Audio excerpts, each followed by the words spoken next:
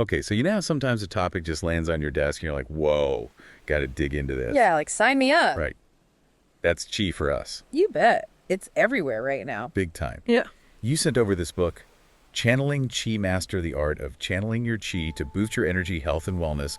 And I got to say, even just skimming it, it's like a crash course in this ancient practice. It talks about tapping into inner energy, meditation, this whole life force thing.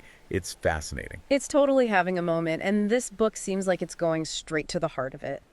Think of our deep dive as, well, our attempt to distill the essence, really get to the core of what chi is all about based on what we've read here. We'll look at its origins, the theory behind it, how it's actually done, and what it might mean for you personally. Perfect. And before we even jump in, I flipped to the front, and the author's got some practical stuff right up front. They're talking about how internet info changes constantly and how for like big life decisions, legal, business, finances, it's always wise to get proper advice from the pros. Smart move. Absolutely. Covers all the bases. They even suggest printing the book out, which I thought was interesting. Almost like a way to really ground this potentially esoteric topic. There's something to that. And speaking of grounding, the way the book's laid out, it's like a roadmap for our deep dive.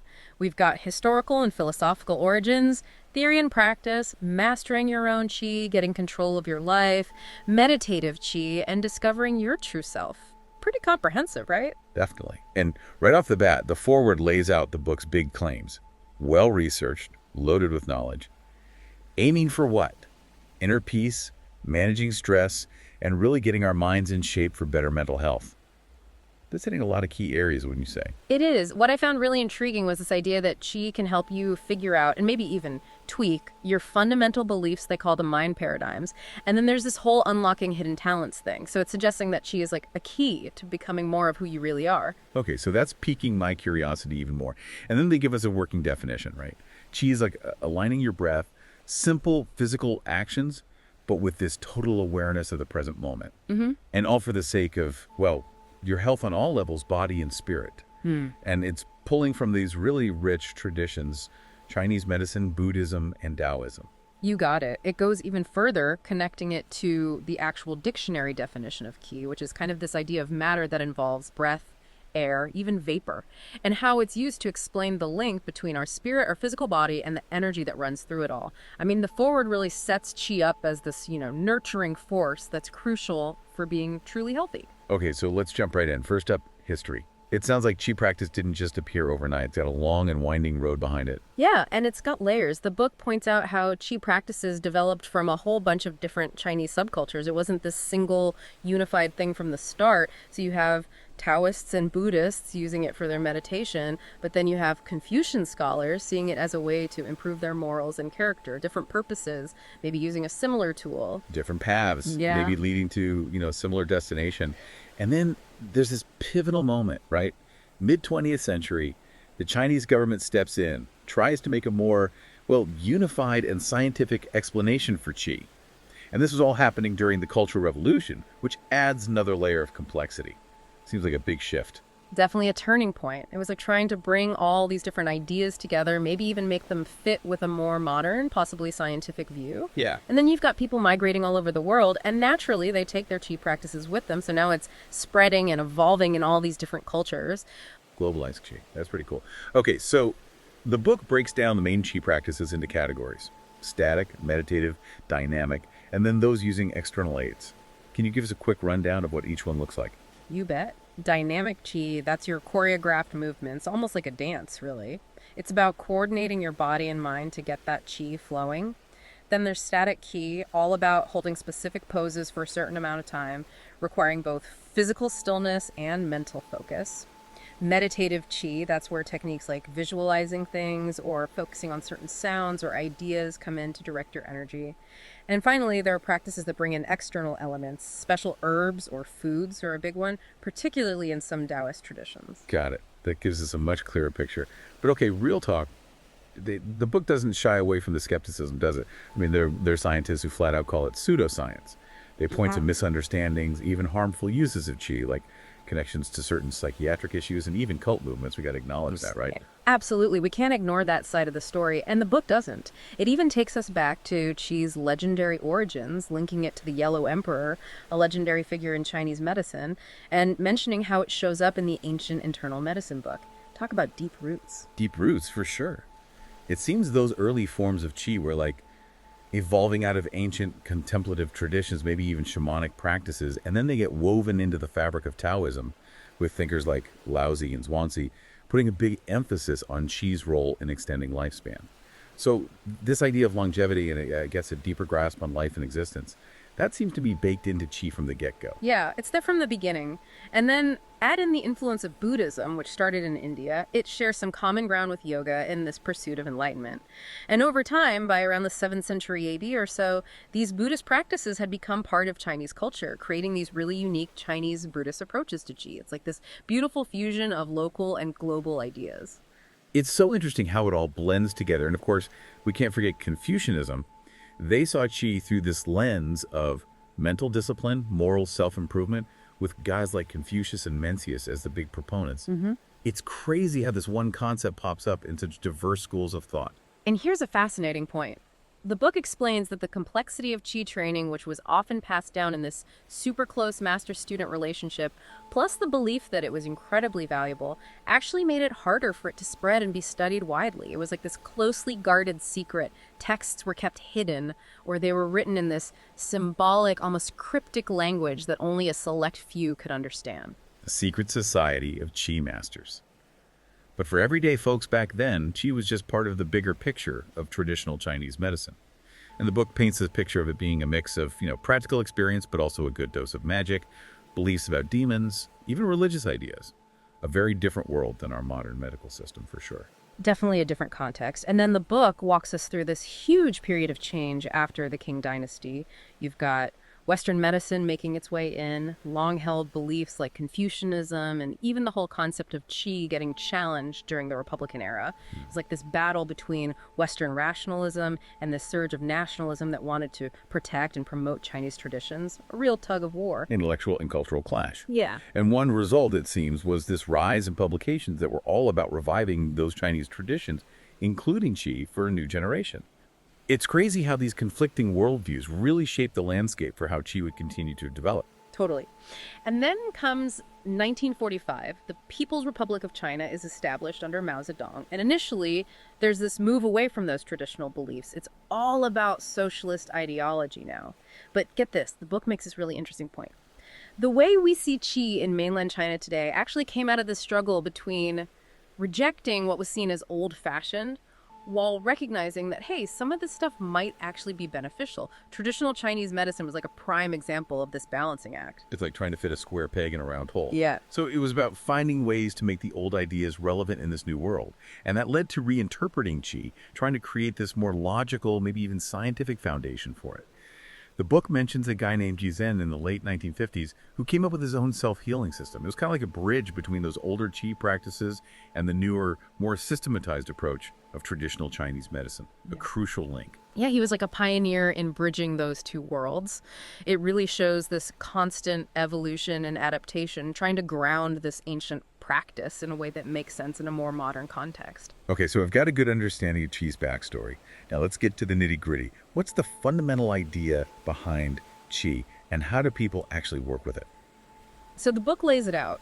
The key principle is this idea of being able to consciously control and direct your qi, this internal energy that flows through you. And get this, it makes these really interesting comparisons, like the Hawaiian concept of mana, the practices in Tibetan Buddhism. They all have this focus on mastering your inner forces to build mental strength. So this idea of harnessing internal energy, it seems pretty universal, right? Totally. It's like popping up everywhere. And the book even, wait for it, makes a connection to the Force from Star Wars. No way. I know. Right. That's a fun way to make it relatable. Right. But yeah, back to Qi. It's presented as being everywhere in our food, the air we breathe, water, even sunlight. This invisible energy that literally fuels life. And the key takeaway here is that practicing qi is all about actually doing something with this energy. It's about balancing it within your body and also about, well, using it to interact with the world around you. The specific techniques you use and what your personal intention is, those things really determine how your qi practice will unfold. It's both inner work and outer work.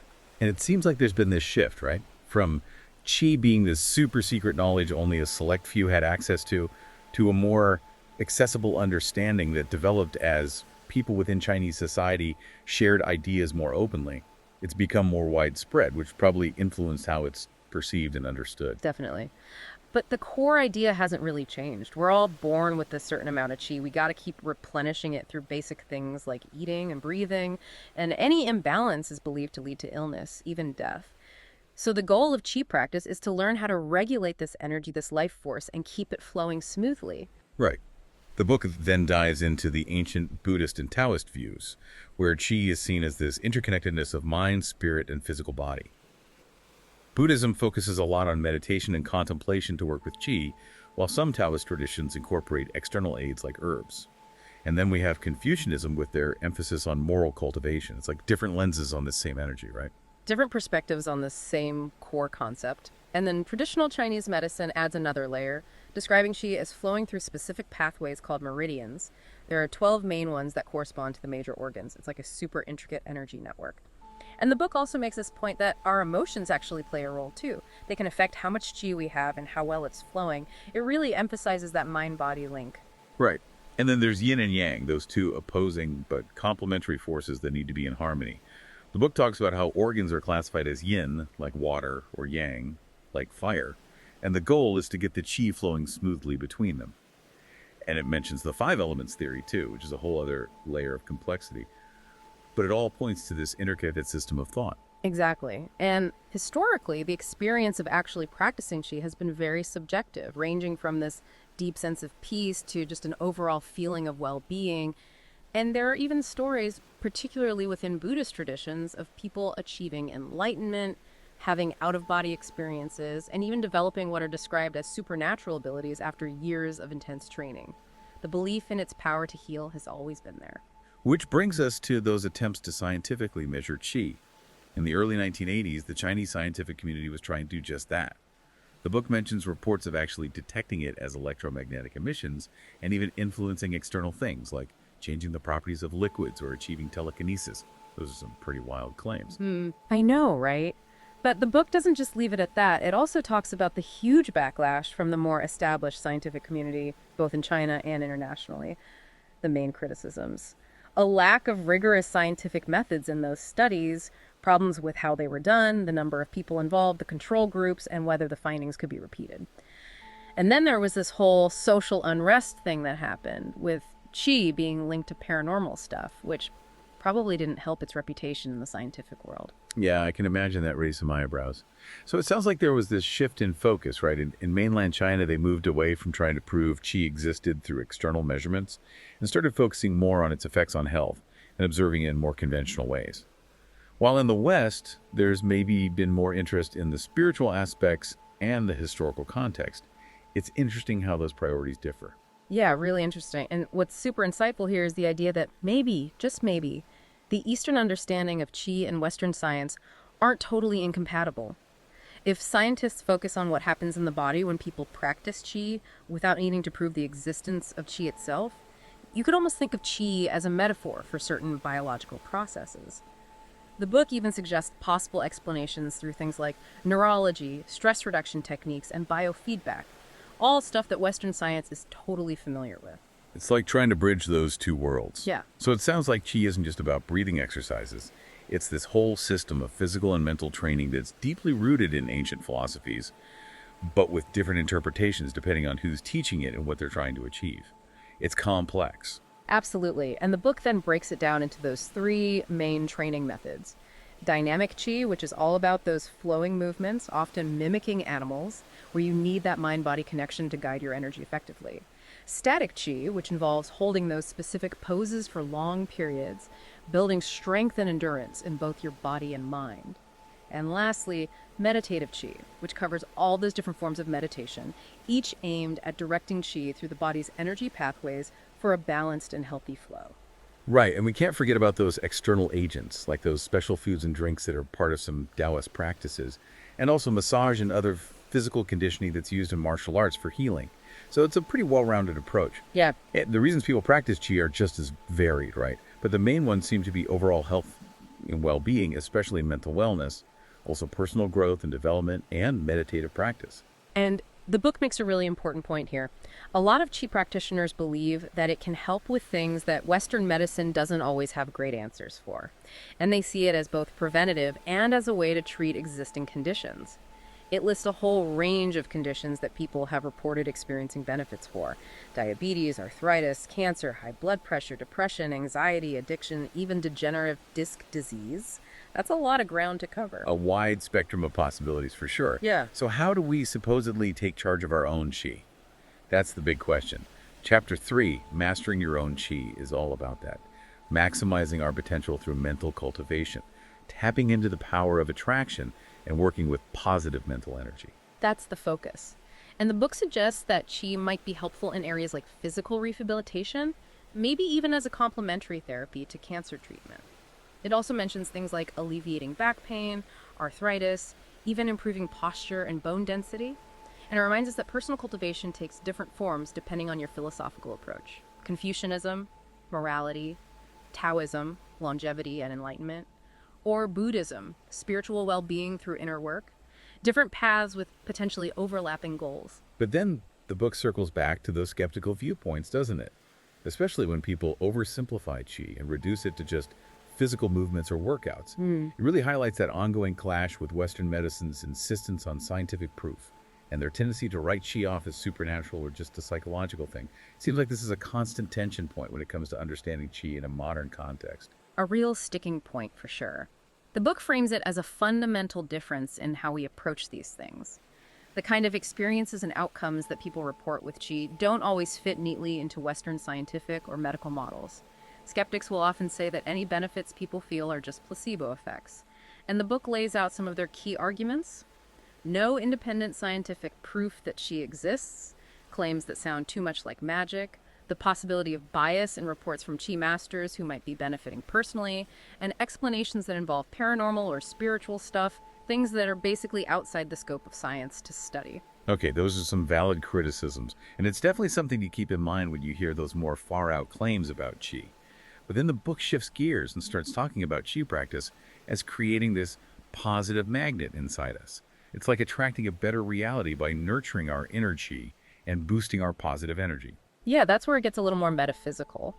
It introduces this concept of a super universal mind, or kind of thinking substance, that exists at this highest level of positive vibration, the source from which all matter supposedly comes. And the idea is that by getting in sync with this universal Qi, we can create a more fulfilling and positive life for ourselves. So cultivating our Qi becomes about like balancing it, making it stronger, learning how to direct it all to boost our natural healing abilities and raise our overall energetic vibe. And it's about using our minds, along with specific internal exercises, to make and guide this energy. Right, and the book claims that the result is this beneficial frequency, this flow of inner energy that not only nourishes our physical bodies, but also influences our thoughts and helps us concentrate better. It's like the foundation for our creativity and ability to heal. It describes Qi as this pervasive force moving through these subtle currents and pathways, connecting everything and influencing everything from mountains to the tiniest molecules in our bodies, circulating through us via our meridians. Which brings us to the law of attraction. The book explains how it ties into Qi. The basic idea is that we're all energetic beings and we can influence our internal state. And then there's the whole like attracts like thing we bring into our lives, experiences that match our dominant vibrations. So if you're vibing high, good things will come your way. Success, well-being, that kind of stuff. The message is, we can all shift our mental state towards the positive, and by doing so, we actually change our reality. It's not just wishful thinking. Achieving and maintaining this positive vibe takes both mental discipline and consistent. Qi practice things like specific body movements, focused breathing, visualizations, positive affirmations, all these tools to create, sustain, and release positive energy.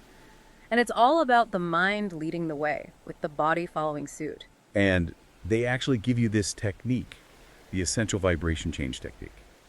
Basically, you vividly imagine what you want, And you imprint those images onto your subconscious mind by consciously focusing on them. You bring in physical actions too. The idea is that feelings drive actions, which then create our outcomes. Yeah. So if you fixate on positive thoughts and feelings about what you want, you're more likely to attract it into your life. It's about setting your sights on something and fully committing to it emotionally and mentally. Totally. And then there's this visualization exercise where you imagine being a magnet.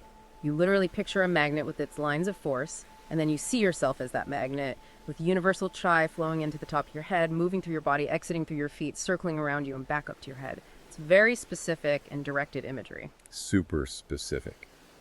Okay, moving on to chapter 4, getting control of your life through chai mastery. Now we're getting into more practical applications. Things like improving your memory, mental clarity, building stronger relationships. Yeah, more real world applications. It talks about achieving self awareness, learning how to navigate those tricky, stressful situations, and even combining chi with yoga for even greater benefits.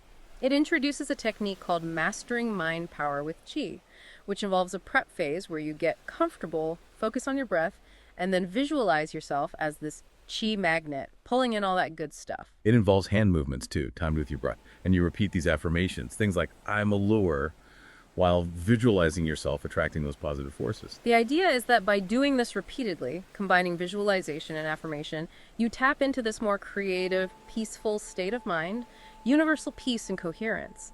And supposedly that attracts more positive energy and better outcomes in all areas of your life: wealth, success, better health. And the book suggests that just having a positive mental outlook naturally leads to better relationships too. You start appreciating yourself and others more. Then it talks about bringing together simple yoga practices with chi. They acknowledge that a lot of people are already familiar with yoga, and they emphasize how simple some of the basic yoga practices are, and how they can boost your energy and focus. A key benefit, they say, is mental discipline. They even point out that chi literally means breath, which is a core element in yoga too. The goal is to free up this energy so it can flow freely through the body's energy pathways, bringing you back to life. They even talk about chakras, which are those energy centers where vital energy is stored and can be released through yoga. Yeah. It describes specific yoga techniques like breathing only through your right nostril for like 5 to 15 minutes to activate an energy channel that's supposed to increase warmth and activity. This helps fight off fatigue, lift your mood, and get rid of negative energy so your chi can flow better. They also talk about seated yoga poses, like the staff posture, which stretches your lung muscles for better chi flow. And they even mention chair yoga, which has become pretty popular, especially for folks who might have limited mobility. It's supposedly really good for dealing with chronic fatigue, depression, even MS symptoms, though they point out it's not officially a part of traditional chi or yoga teachings. And they talk about standing poses too, like the mountain pose, to build stamina and improve your posture, both physically and mentally. The book suggests that consciously aligning your posture and giving your internal organs more space actually boosts energy levels and lifts your mood. They even mention that research has found similar benefits for both yoga and chi, so they can work really well together. Totally complementary practices. Okay, moving on to chapter 5, Mastering the Art of Meditative Chi. This section dives deep into uncovering inner wisdom through meditation. Right, and it covers some pretty profound stuff. Unlocking secrets of your mind and personality, using controlled breathing for increased vitality and a sense of freedom, and harnessing your brain power through chi.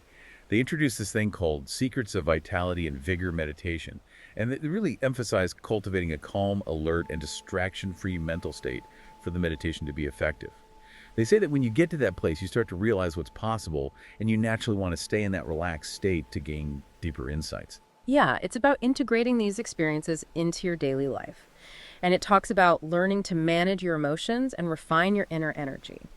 There's this concept of energetic anatomy with specific movements you do to become more aware.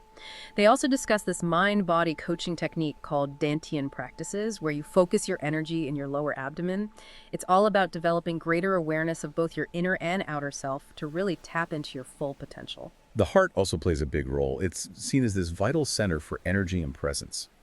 They teach you how to be aware of your body's posture and use it to release tension, which then lets you sense, move, gather, and circulate your life energy more effectively through Dantian breathing.